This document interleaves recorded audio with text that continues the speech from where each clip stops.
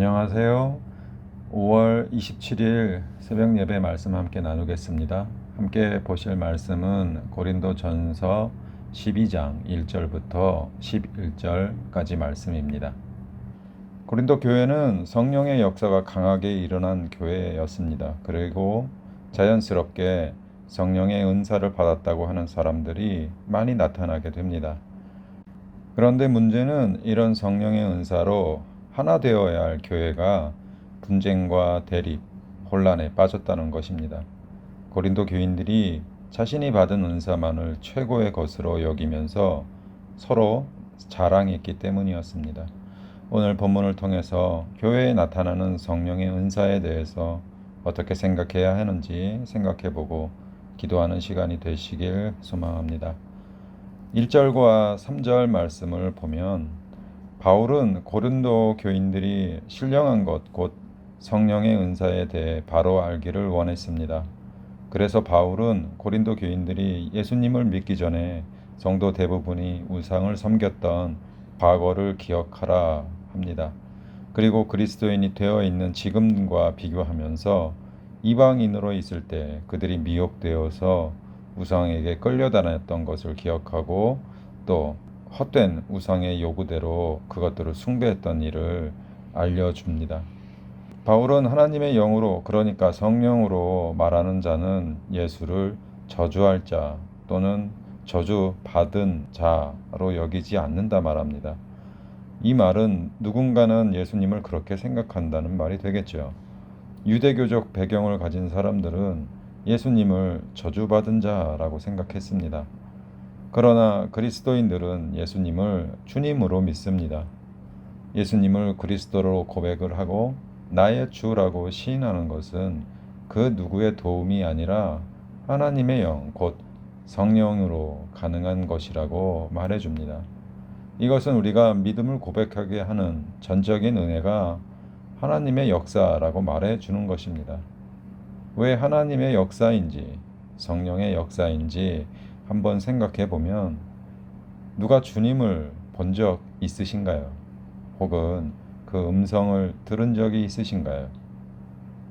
어떻게 한 번도 본 적이 없고 목소리 한 번 들은 적이 없는데 예수님을 나의 주님으로 고백할 수 있는 걸까요?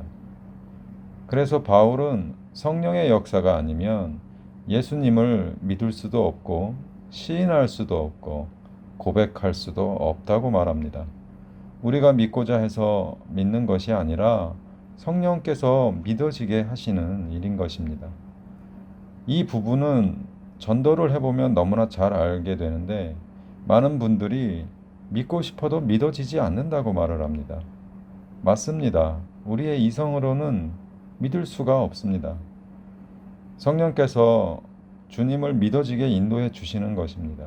그래서 성도는 길가의 작은 꽃 한 송이에서도 주님의 손길과 사랑을 느낄 수가 있습니다. 모든 성령의 은사는 예수님을 주님으로 인정하는지 또 하나님의 말씀 안에서 그것이 맞는지 보게 되면 이것이 성령의 은사인지 아닌지 분별할 수가 있게 됩니다.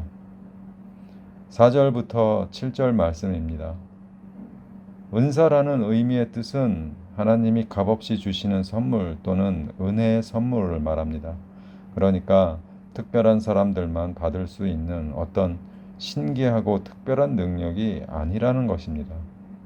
이것은 모든 그리스도인에게 하나님이 성령을 통해 값없이 주시는 선물이고 바울은 이것이 서로에게 유익하게 하는 것이라고 말합니다.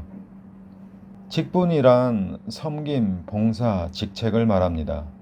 이러한 직분은 개인의 명예를 높이기 위해 주는 것이 아니라 우리가 믿는 주님을 위한 것입니다. 성도는 직분에 따라 각자 속한 곳에서 봉사하고 또 이것으로 주님을 섬기게 됩니다. 사역은 일이나 활동을 의미합니다. 직분이 주어지면 그에 따른 사역이 있고 사역이 있으면 그것에 따른 능력이 필요하게 됩니다.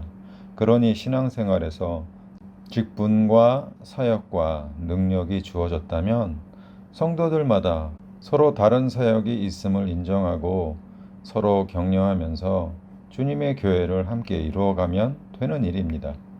그러니 누가 어떤 은사를 받았는지 또 무슨 직분과 사역을 하는지 다른 사람과 비교하면서 우월감을 가져 교만할 필요도 없고 또 열등감을 가져서 눈치 볼 것도 없는 것입니다.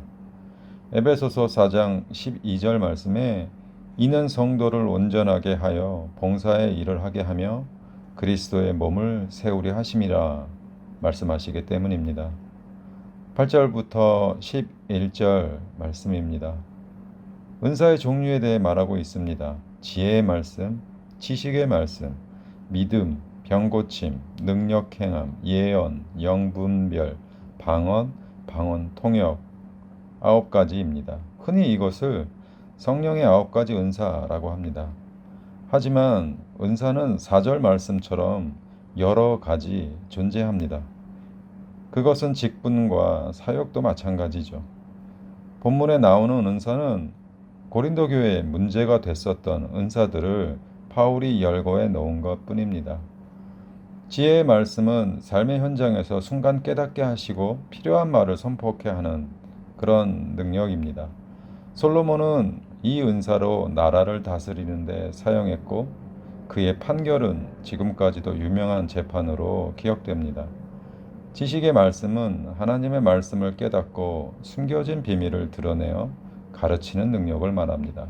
대표적으로는 본문의 저자인 사도 바울 수 있습니다. 믿음의 은사는 고난과 어려움을 돌파해 나가는 능력을 말합니다. 오랜 기간 동안 방주를 만들었던 노아, 이스라엘을 애굽에서 구해낸 모세, 가나안을 정복했던 여호수아, 사자굴 속에서 살아남은 다니엘 등을 믿음의 은사를 받은 사람으로 이렇게 생각할 수가 있습니다. 병고침은 말 그대로 질병을 고치는 능력이고 능력 행함은 악의 능력을 제어하고 하나님의 임재를 확인하게 하는 능력입니다. 예언은 하나님의 계시를 알아서 앞일에 대해서 예고하는 능력이고 영들 분별은 어떤 알 수 없는 상황에서 이 일이 성령의 역사인지 악령의 장난인지 분별하는 능력입니다. 방언은 내 영이 성령께서 원하시는 기도를 함께 하는 능력을 말합니다. 그래서 기도가 살아나게 되고 기도의 폭이 깊고 넓어지게 합니다. 방언 통역은 방언의 은사가 알아듣지 못하는 말로 하기 때문에 사람이 알아들을 수 있는 말로 통역하는 능력입니다. 이 외에도 로마서 12장 6절에 보면 섬김, 가르침, 위로함, 구제함, 다스림, 긍휼의 은사가 있다 말해줍니다. 이러한 은사는 시대적 또 지역별로 다양하게 나타납니다. 오늘날은 더 많은 사역들이 생겨나기 때문에 더욱 다양하게 확장되어서 다양한 은사가 나타날 수 있는 것입니다. 이렇게 바울은 다양한 은사를 말하고 있지만 핵심은 바로 한 성령입니다.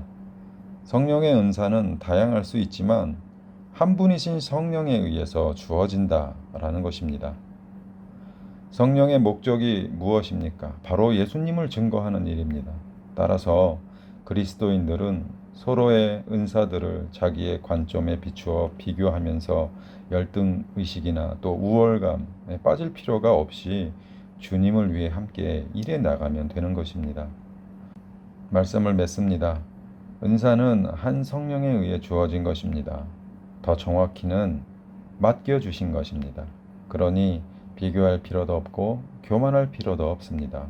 성령이 주시는 은사의 목적은 예수님을 주님으로 고백하는 교회와 성도들을 아름답게 세우기 위함입니다. 우리 모두 자신의 은사를 발견하고 교회를 위해 주님을 위해 일하는 우리 모두가 되기를 소망합니다. 기도하겠습니다. 하나님 감사합니다.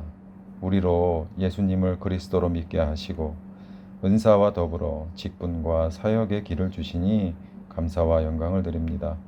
이것은 한 성령이 우리에게 맡기셔서 교회를 세우고 성도를 유익하게 하기 위함이라고 말씀하시니 우리 안에서 자랑과 교만을 경계하게 하시고 그리스도의 지체로 서로가 서로에게 섬기고 돕고 사랑하는 우리 모든 성도가 되게 하옵소서.